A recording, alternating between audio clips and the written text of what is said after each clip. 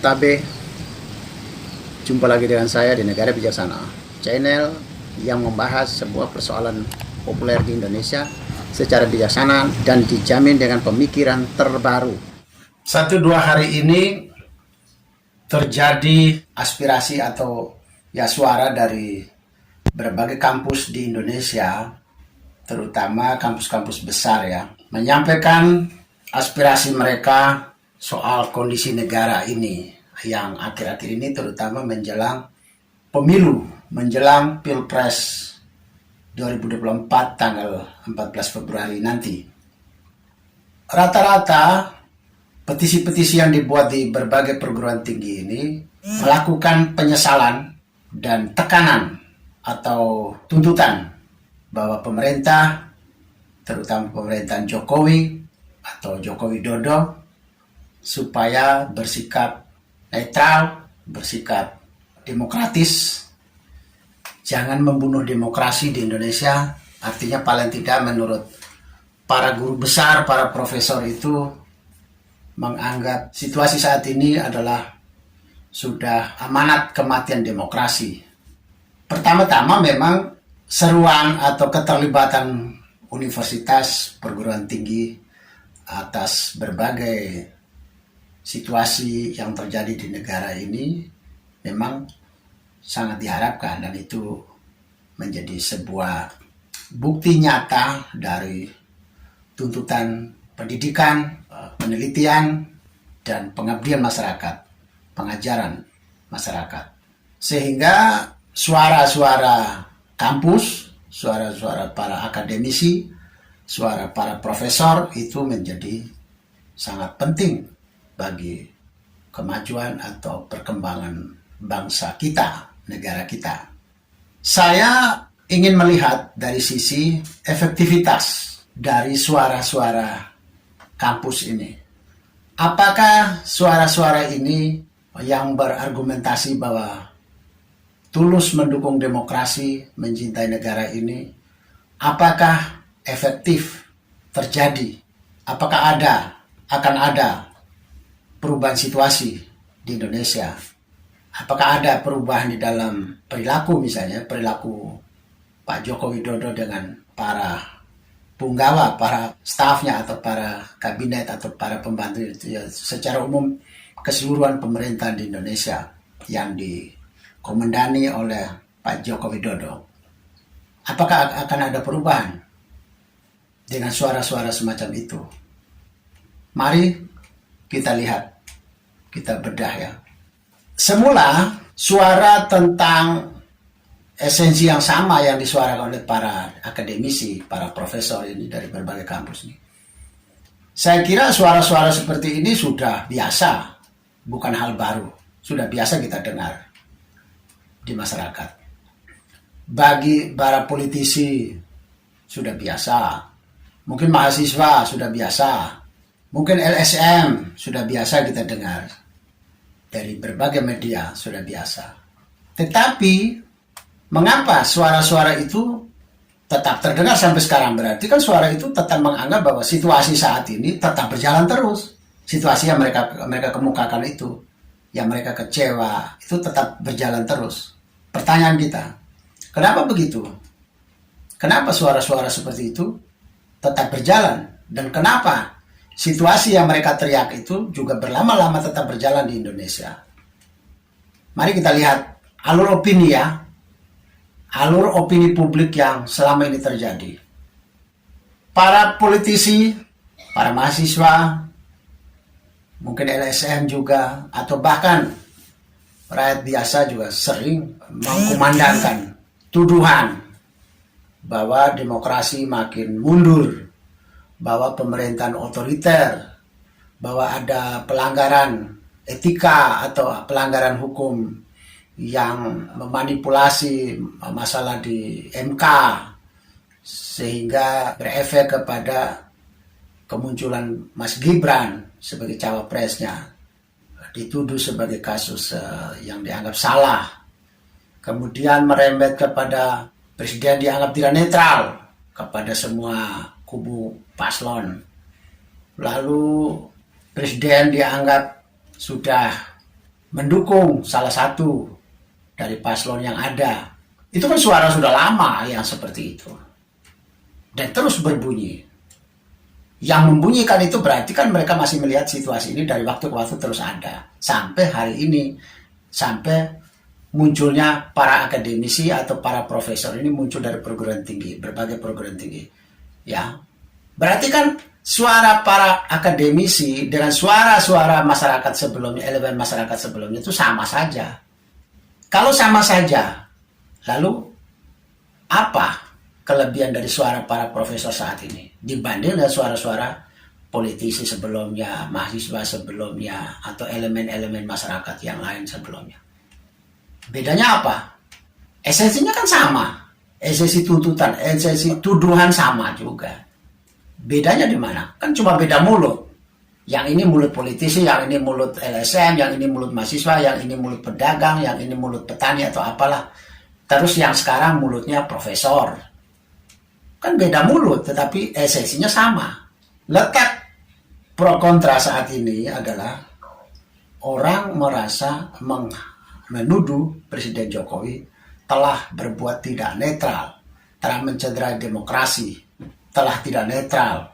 Tapi kita lihat apa jawaban dari kubu yang suara kontras, termasuk Pak Jokowi sendiri, Presiden sendiri, bahwa secara regulasi, secara hukum, bahkan secara konstitusi, tidak ada larangan bagi Presiden dan para menteri atau para pejabat publik untuk berkampanye dan untuk memihak salah satu. Itu satu persoalannya.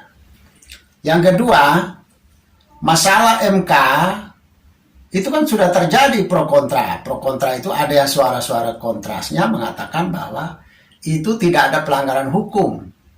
Yang melanggar cuma MK, bukan Gibran. Secara hukum Gibran tidak punya kesalahan apapun. Dan keterlibatan Pak Jokowi di dalam kasus MK juga sampai sekarang tidak terungkap. Atau belum terungkap. Maka bagaimana dengan tuduhan-tuduhan bahwa terjadi KKN, terjadi dinasti di sana? Dari mana argumentasi itu muncul? Kalau tidak ada penjelasan tentang pelanggaran-pelanggaran itu, perilaku itu yang dianggap melanggar, dianggap mempengaruhi MK, dianggap tidak boleh memihak. Ini yang tidak muncul, baik dari suara yang pro terhadap Jokowi maupun kontras Jokowi, termasuk para profesor. Tetap saja dengan membangun opini bahwa sekarang terjadi degradasi demokrasi, perilaku-perilaku pemerintah atau Pak Jokowi. Itu kan sebuah vonis. Tetapi apa pembuktiannya? Apa buktinya? Itu yang tidak dimunculkan. Argumentasinya itu nggak ada. Uraian penjelasan-penjelasan argumentasinya nggak ada. Kalau perilaku-perilaku seperti ini, kan saya mengibaratkan begini, kalau dalam dunia kampus, kalau ada karya ilmiah ya, ada karya tulis itu, maka yang dimunculkan selama ini, termasuk para profesor ini, cuma memunculkan di bagian penutup dari sebuah karya ilmiah, yaitu terdiri dari kesimpulan dan saran.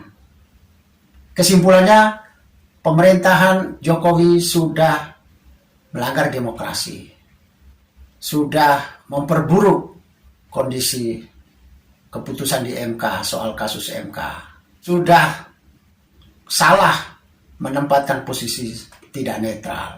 Ini kan sebuah kesimpulan. Sarannya sebaiknya Pak Jokowi tidak boleh memihak, tidak boleh kampanye misalnya. Itu kan seperti itu kan. Bagian yang disuarakan selama ini adalah bagian penutup dari sebuah karya. Dari sebuah karya ilmiah, dari sebuah pidato atau orasi. Berarti bagian pendahuluannya hilang, bagian datanya hilang, bagian analisanya hilang. Maka dalam dunia kampus, kalau ada mahasiswa atau calon mahasiswa atau ada karya tulis yang masuk ke meja profesor, meja dosen, dengan hanya munculkan karya di bagian penutup, bab akhir, kesimpulan dan saran, maka itu kan sudah praktis digugurkan. Tidak jadi, tidak boleh dilanjutkan. Karya itu tidak bisa diterima. Kenapa? Para profesor pun muncul dengan pernyataan-pernyataan yang sama. dengan bunyi opini yang sama persis dengan yang sudah terjadi selama ini. Cuma bisa membuat kesimpulan dan saran. Tapi pembuktian-pembuktian analisanya tidak dimunculkan. Jadi kayak bab 1, bab 2, bab 3 hilang. Tahu-tahu muncul bab 4 atau bab 5-nya. Ini kan yang memperlemah wacana kita, opini publik kita diperlemah. Sehingga tidak berkembang. Yang satu bilang melanggar, terus dari pihak Pak Jokowi mengatakan tidak. Yang satu bilang tidak boleh berpihak dan berkampanye untuk satu paslon, tapi di pihak Pak Jokowi bilang boleh menurut undang-undang. Nah inilah pro kontra yang tidak pernah habis-habis karena tidak diikuti atau tidak didahului dengan pembuktian, dengan kajian, manakah yang disebut dengan pelanggaran. Saya akan mengikuti juga perkembangan di diskusi publik di media massa ya, termasuk seperti acara-acara di televisi yang memanggil beberapa pihak seperti para pakar hukum tata negara, para ilmuwan politik, para pelaku politik atau politisi dari berbagai kubu begitu. Kan mereka sering dihadirkan.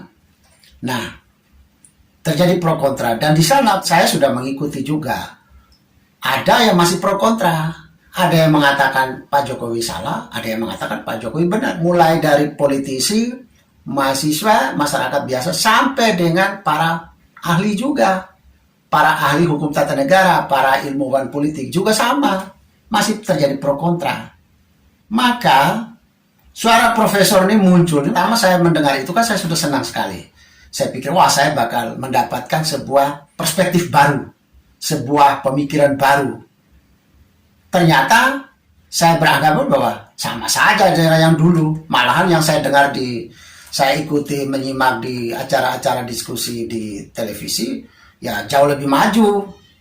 Karena lihat di sana misalnya acaranya Pak Karni Ilyas itu kan sudah menghadirkan beberapa pakar yang pro kontra. Dan mereka semua sudah menyajikan perspektif mereka, kajian hukum menurut pasal ini. Dia termasuk dengan saya mengikuti tanggapan dari Profesor T. Mulya Lubis ya, dari kubu Ganjar Pranowo, kubu paslon nomor 3 ya. Saya sudah ikuti juga. Dan mereka sudah menjabarkan bukti-bukti kesalahan. Tapi di pihak lain ada juga pakar-pakar yang membuktikan bahwa Pak Jokowi benar. Semuanya sudah ada. Nah saya berpikir bahwa para guru besar ini, para profesor ini menampilkan dengan sebuah kajian yang baru lagi, cara berpikir baru lagi, dengan data yang paling baru lagi begitu. Ternyata tidak. Ternyata kembali lagi ke lama dan kembali lagi kepada soal-soal suara-suara orang-orang biasa yang tidak profesor pun juga suara-suaranya juga begitu. Kalau cuma omong soal menuduh ini rejim sudah salah, tidak demokratis, membunuh demokrasi, lalu diharapkan kembali harus netral. Ini kan saya berpikir, tidak perlu orang profesor aja bisa kok ngomong seperti itu tuh bisa. Tidak perlu mengatasnamakan sebuah kampus pun juga bisa. Tapi kalau suara profesor, suara kampus, itu harusnya sudah merupakan jauh lebih tinggi daripada semua wacana yang berkembang saat ini. Opini yang berkembang selama ini, saya pikir sudah melebihi dari itu. Jadi kayak wacana kita berkembang, naik gitu. Ternyata tidak, malah turun lagi ke dasar lagi. Saya tunggu-tunggu, di mana letak argumentasi para profesor ini? Ternyata tidak muncul. Kalau tidak muncul, itu artinya tidak efektif. Pak Jokowi sendiri mungkin bingung. Lah saya dianggap salah mananya? Saya disuruh harus berubah loh. Berubah bagaimana? Saya hanya menjalankan regulasi kok. Saya menjalankan undang-undang. Saya salah di mana? Nah inilah. Akhirnya, gontok-gontokan atau perang opini ini berjalan terus. Tidak pernah selesai. Karena tidak berkembang. Kalau mau efektif, itu harus menyertai dengan argumentasi, uraian-uraian lengkapnya.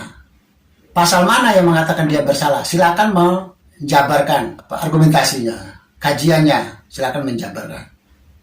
Kalau tanpa menjabarkan kajian, tanpa menjabarkan bukti-bukti, analisanya ya cuma menuduh. Dan kalau cuma menuduh dan menyarankan ya tidak usah profesor sekalian, orang biasa aja bisa.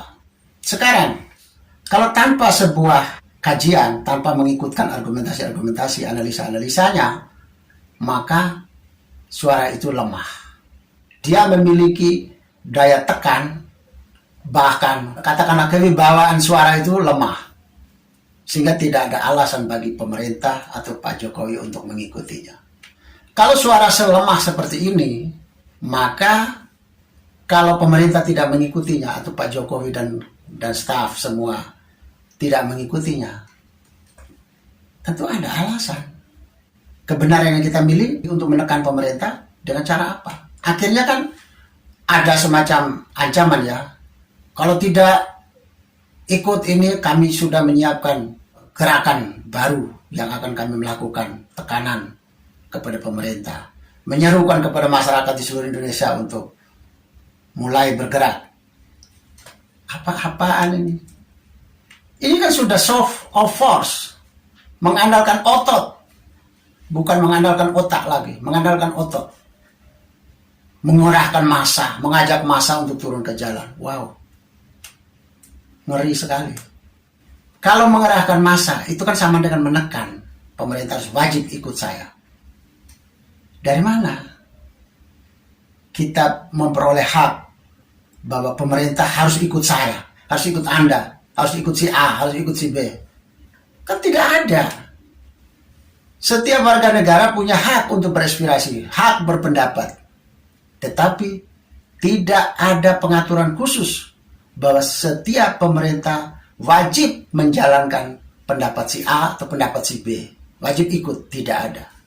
Oleh karena itu, tekanan ke arah pemerintah, apalagi yang mau merusak, apalagi yang mau bilang, misalnya kalau ada yang punya niat impeachment atau pemecatan atau pemaksulan Pak Jokowi, itu tidak bisa dibenarkan.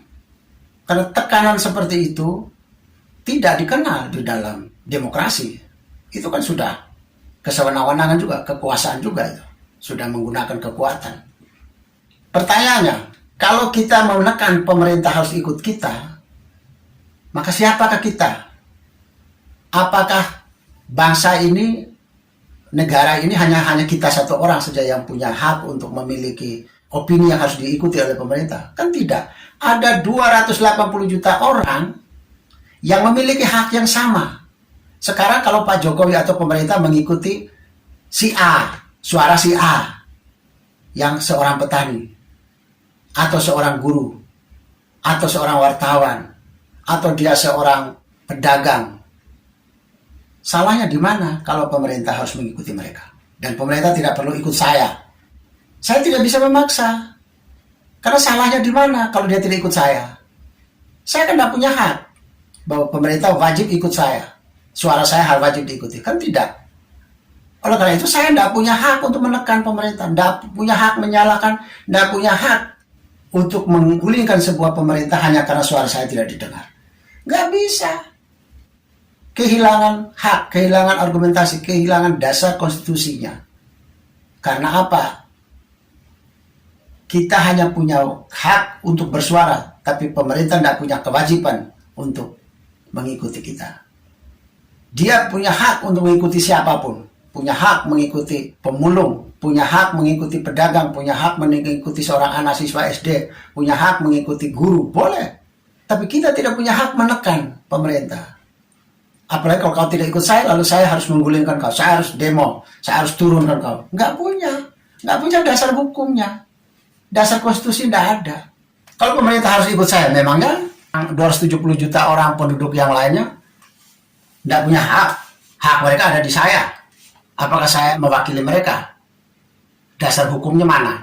Dasar konstitusinya mana yang mengatakan bahwa saya mewakili semua orang? Saya mewakili penduduk Indonesia seluruhnya. Ya nggak bisa. Jadi kita hanya bisa bersuara, tetapi kita tidak punya hak untuk menekan apalagi menggulingkan pemerintah hanya karena alasan suara kita tidak didengar. Tidak bisa. Jadi saya berharap, satu, suara harus argumentasi, harus diikuti dengan kajian. Yang kedua, hanya menyampaikan aspirasi, tapi tidak punya hak untuk menekan pemerintah, untuk menggulingkan pemerintah. Termasuk berunjuk rasa pun tidak boleh mengganggu hak orang lain untuk menikmati kehidupan yang lebih tenang, lebih damai. Kemudian kita selain harus mengikuti aturan main. Jadi kalau tanpa argumentasi, tanpa sebuah kajian, tanpa diikuti dengan pembuktian-pembuktiannya, maka itu kehilangan kewibawaan suara. Kebebasan mimbar akademik itu menurut saya tidak tercapai ya. Yang ada cuman kebebasan mimbar, tapi akademiknya hilang. Coba bapak-bapak, ibu-ibu yang profesor, coba lihat suara-suara Anda yang disampaikan kemarin. Di mana letak akademiknya? Secara sistematika sebelum sampai ke kesimpulan saran itu, sebelum sampai ke penutup, di mana letak sistematika akademiknya? Kan hilang. Sehingga saya beranggapan bahwa kalau mengklaim itu sebagai mimbar, kebebasan mimbar akademik, saya pikir itu terlalu berlebihan. Yang ada cuma kebebasan mimbar akademiknya tidak kelihatan. Cuma kebebasan mimbar biasa saja. Ini kan dari segi esensi opini, esensi aspirasi. Tidak memiliki kerangka sistematika yang bagus. Sehingga wacana kita tidak berkembang. Sudah bergeser di diskusi-diskusi di televisi, sudah mulai bergerak menuju ke kajian-kajian yang pro kontra, pembuktian bahwa ini sudah melanggar, lalu ada mengatakan ini belum melanggar dengan segala macam kajiannya, dengan segala macam analisanya, sudut pandangnya. Tapi data yang profesor kembali lagi ke bawah, cuma menyampaikan kesimpulan dan saran, hanya mengambil mimbar di kampus sebagai cara untuk menjamin kualitas. Tapi kualitas itu bukan soal tempat, bukan soal kelembagaan di mana kita berada, tapi kualitas itu pada bobot opini, bobot pendapat kita, bobot analisa kita, bukan pada tempatnya. Yang harus dipersoalkan di sini oleh para profesor adalah apakah Jokowi bersalah? Kesalahan seorang pejabat publik itu kan dilihat dari format regulasi, dari isi regulasinya, dari isi konstitusi amanat yang mereka harus jalankan. Dalam hal ini, ketika orang mengatakan Jokowi tidak boleh memihak, maka ada jawaban dari pihak Pak Joko Widodo pada pihak Presiden mengatakan bahwa undang-undang atau regulasinya membolehkan. Nah, seharusnya di sini nih letak penjelasan eksplorasi dari para profesor itu harusnya di sini nih. Melanggar atau tidak, bukannya menyimpulkan bahwa dia melanggar atau dia tidak demokrasi, bukan di situ, tapi dia melanggar atau tidak, harus dieksplorasikan di situ. Maka untuk menentukan melanggar atau tidak, bukan hanya dilihat dari apa yang dia perlakukan atau apa yang dia bicarakan atau apa tindakan dia, tapi tindakan dia atau pembicaraan dia yang dihubungkan, di cross check atau dikonfirmasi dengan regulasi yang ada. Misalnya begini, apakah Jokowi menjalankan sebuah undang-undang yang benar atau undang-undang yang salah yang dia jalankan sekarang ini? Jika salah menjalankan undang-undang yang benar, maka bawakanlah beliau ke pengadilan, bukan dengan membuat opini, atau minimalnya tunjukkan kesalahan dia, eksplorasikan kesalahan itu, ya.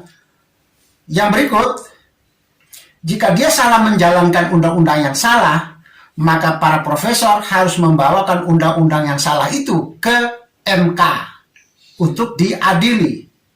Tetapi itu harus dijalankan jauh sebelum pemilu. Satu contoh ya, isu yang dimain oleh para profesor itu kan misalnya hitungan kesalahan Pak Jokowi itu kan mulai dari undang-undang Omnibus Law. Itu kan undang-undang itu kan sudah lama sekali ya, mungkin sudah 2-3 tahun lalu gitu loh. Persoalannya, kenapa itu dikumpulkan sekarang, baru dibicarakan sekarang? Kenapa dulunya tidak membawa ini ke MK? Kok selama ini kok diam-diam saja? Mau pemilu baru dibunyikan the rapelan. Jadi rapelan itu artinya mengumpulkan semua kesalahan yang dulu baru dibicarakan sekarang. Ini kan tidak fair. Pertanyaan orang kok begini, selama ini profesor di mana? Selama ini profesor buat apa? Kalau semua kesalahan undang-undangnya sudah terjadi di masa lalu, terjadi 2-3 tahun lalu, misalnya ya, sekarang baru dibicarakan, baru diprotes, selama ini kalian di mana? Sudah dekat-dekat mau pemilu, baru mulai protes. Inilah satu hal yang perlu diingat, dibenarkan ya. Sekarang, kalau kita tidak mampu menyampaikan aspirasi berupa kajian-kajian, berupa argumentasi-argumentasi, berupa analisa-analisa, ya sudah. Maka tahapan kita cuma sampai dengan membuat petisi, tapi tidak punya otoritas, tidak punya hak untuk menyeberang kepada tekanan untuk pemerintah. Tidak punya hak. Paling cuma beraspirasi saja ya.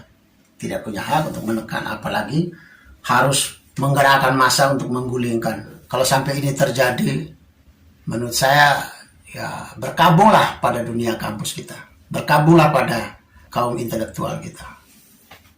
RIP untuk kaum intelektual kita.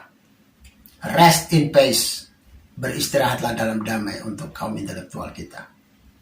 Yang berikut lagi adalah, saya ini bingung ya. Petisi-petisi ini kelihatannya di media massa itu sudah dianggap mewakili kampus. Di beberapa hal, di beberapa dimensi saya masih meragukan bahwa itu mewakili kampus. Karena apa? Civitas Academica itu kan ada sistem organisasinya, ada struktur organisasinya. Apakah itu mewakili sebuah Civitas Academica? Tergantung dari cara memunculkannya. Misalnya, di mana tempatnya? Oke, di kampus, sudah terjadi di kampus ya. Oke, di lokasi kampus. Waktunya pun juga waktu beraktivitas kampus, betul. Dan pertanyaannya, bagaimana dengan pejabat kampus struktural? Di kampus, di organisasi itu kan punya pejabat struktur. Saya belum melihat petisi-petisi ini yang dihadiri oleh pejabat strukturalnya. Karena pejabat struktural itulah yang akan menentukan, salah satunya adalah elemen dasar untuk menentukan ini mewakili institusi atau tidak. Kalau cuma dosen biasa atau orang biasa, bisa saja. Publik akan memandang, jangan-jangan ada orang biasa yang masuk ke kampus menyamar sebagai dosen. Maka supaya dia punya power, dia harus memastikan diri mewakili kampus. Supaya kepastian mewakili kampus, dia harus memiliki forum legal ya, supaya resmi, supaya kelihatan legal forum itu, maka dia harus ada oknum yang mewakili struktur kampus, misalnya rektor, atau rektor diwakili oleh pembantu rektor misalnya, atau lewat biro humasnya. Kalau tanpa mengikutkan pejabat di kampus, pejabat struktural di kampus, itu boleh dibilang suara sekelompok orang, bukan petisi dari kampus A, dari universitas A, universitas B. Tidak bisa. Semula saya melihat dari berita itu, saya baca berita itu, dan saya melihat di televisi, kok tidak ada muncul pejabat-pejabat kampusnya. Rektornya tidak muncul, atau orang yang mewakili rektor tidak muncul. Kalau tidak muncul, bagaimana itu disebut petisi dari universitas A, universitas B, sampai universitas C? Bagaimana mau mengatasnamakan itu? Ternyata saya lihat di berita, termasuk rektor Universitas Gadjah Mada UGM, alma mater saya juga, dan saya lihat juga ada berita dari rektor Universitas Hasanuddin Unhas Makassar. Itu kan sudah melakukan press release. Ternyata mereka mengatakan petisi itu tidak mewakili suara institusi, tidak mewakili suara UGM. Berarti itu bukan petisinya kampus, itu petisi sekelompok orang. Kalau petisi sekelompok orang, dia tidak bisa mengklaim diri sebagai petisi dari kampus, dari sebuah universitas. Itu sekelompok orang. Siapakah sekelompok orang ini? Apa latar belakang mereka? Ya tidak tahu. Jadi itu kan terjadi di Indonesia ya, di kampus-kampus di Indonesia. Kalau itu kampus-kampus di negara bijaksana, saya memberi jaminan bahwa mereka tidak hanya menyampaikan tentang sebuah kesimpulan saran atau sebuah bab penutup, tapi mereka menyampaikan dari bab 1 sampai bab penutup, dari bab pendahuluan sampai bab penutup. Ada argumentasi, ada pembuktiannya. Supaya status guru besar, status profesor itu sebagai pendidik, termasuk pengabdian masyarakat lewat mendidik masyarakat, terlihat mendidik masyarakat itu artinya mencerdaskan masyarakat. Kalau masyarakat sudah dicerdaskan lewat kajian-kajiannya, lewat pembuktian-pembuktian, lewat analisa-analisanya, maka tidak perlu lagi para guru besar, para profesor yang akan menyampaikan kesimpulan dan saran. Ya seperti disampaikan sekarang, isi-isi petisi itu, bunyi-bunyi petisi itu kan kesimpulan saran. Yang seperti itu tidak perlu dikeluarkan oleh para profesor lagi. Masyarakat biasa bisa mengambil kesimpulan sendiri dan saran sendiri. Akan bisa bergerak di semua pojok. Orang akan bisa, wah kalau begitu kita menyampaikan pendapat, kesimpulan dan saran. Masyarakat yang menyampaikan. Karena masyarakat sudah dididik oleh para profesornya, oleh akademisinya. Kalau akademisi profesor saja sudah menyampaikan kesimpulan dan saran, lalu masyarakat biasa mau apa dia? Karena bagiannya dia sudah diambil oleh para profesor. Berarti kan dia tidak ada proses edukasional. Proses pendidikannya tidak ada, proses pencerdasannya tidak ada. Jadi dia cuma ada menjadi penonton. Nanti digerakkan oleh profesor, digerakkan oleh seruan-seruan profesor suruh turun ke jalan, baru mereka turun. Ini kan sudah sebuah kayak mobilisasi gitu loh. Masyarakat turun karena dimobilisasi. Mobilisasi lewat pikiran, lewat seruan. Kalau supaya esensi guru besar, esensi profesor, esensi cendekiawan, esensi ilmuwan tertampak, itu harus lewat pendidikan, lewat seruan atau lewat suara-suara yang mencerdaskan masyarakat. Kalau masyarakat sudah cerdas, maka masyarakat di negara bijaksana akan keluar sendiri dengan berbagai tuntutan mereka. Jadi cuma tuntutan, cuma kesimpulan saran itu tidak perlu, harus suara profesor. Suara masyarakat pedagang, petani, nelayan, mahasiswa, buruh pun bisa. Mereka akan bangun dan bersuara karena mereka sudah dicerdaskan. Selamat bersuara dengan sisi akademis, selamat bersuara dengan damai, selamat bersuara dengan demokrasi. Ketika kita menuntut pemerintah demokrasi, maka kita sendiri harus menunjukkan demokrasinya kita. Ketika kita mengatakan bahwa kita adalah suara ilmuwan, maka kita harus menunjukkan bahwa sistematika berpikir, sistematika pembicaraan kita harus sistematis. Kalau tanpa sistematis, maka kita berbicara kehilangan identitas. Terima kasih ya. Jika Anda setuju dengan saya, Anda seide dengan saya, berarti kita berada pada satu perjuangan yang sama, yaitu ingin melihat Indonesia menjadi lebih baik, Indonesia menjadi negara yang bijaksana yang kita impikan.